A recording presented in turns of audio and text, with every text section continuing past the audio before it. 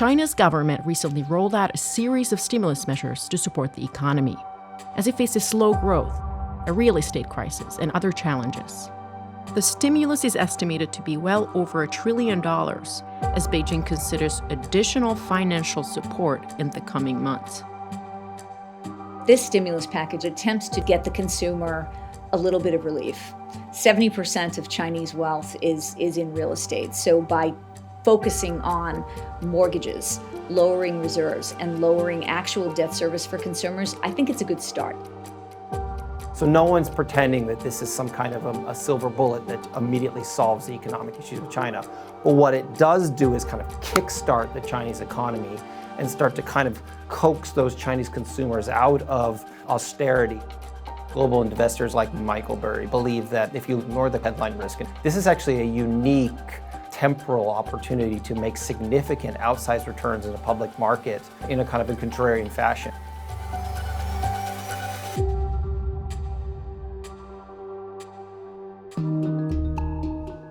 China's economy grew by 5% this year, down from over 5.22% in 2023, and is expected to slow even more in the coming years.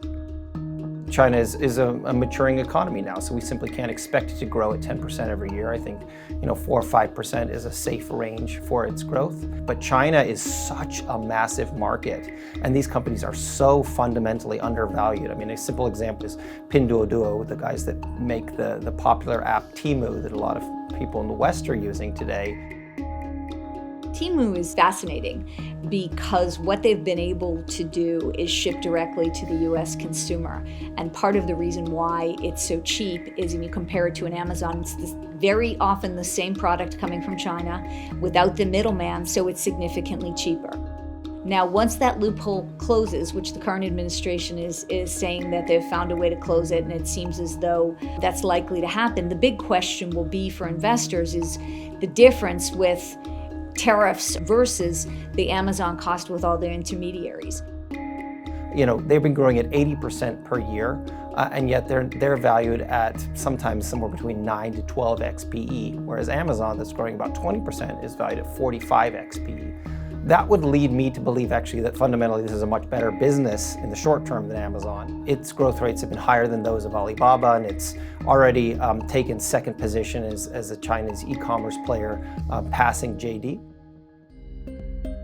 China is also the world's largest and fastest growing EV market, producing affordable electric vehicles that are gaining popularity worldwide. So when you think about a company like a NIO, their earnings report just came out and they've improved their operations. NIO back in 2020 was priced at somewhere around $60 a share and now is at $5 a share, and it will likely go up. NIO has moved to the battery swapping model, which is interesting. So you can literally drive one of your cars to a battery swapping facility and take it out within seconds rather than waiting 30 or 40 minutes for your Tesla to charge up. It's a great product, but the beauty of this business, again, is it's starting to go global. They're opening up branches in Western Europe, the Middle East, in the UAE, and Egypt. Obviously, things are looking up in the Chinese economy. We're feeling a kind of a lighter step in the street in Hong Kong and Beijing, but there are still certainly plenty of risks looming geopolitically. Trump is kind of a wild card. He's obviously announced that he would hit China with very high tariffs. I think the notion that the US is to deglobalize is just not appropriate and not really practical. Of the S&P 500, 8% of the revenues are derived from China. But the sad reality is that China has burned so much trust of global investors through unexpected policy interventions and regulatory changes, being at the sidelining of Jack Ma and Alibaba, that at this point, a lot of that trust is so broken that global investors, even if they're sensing there's money to be made in the short term in China, might still stay away.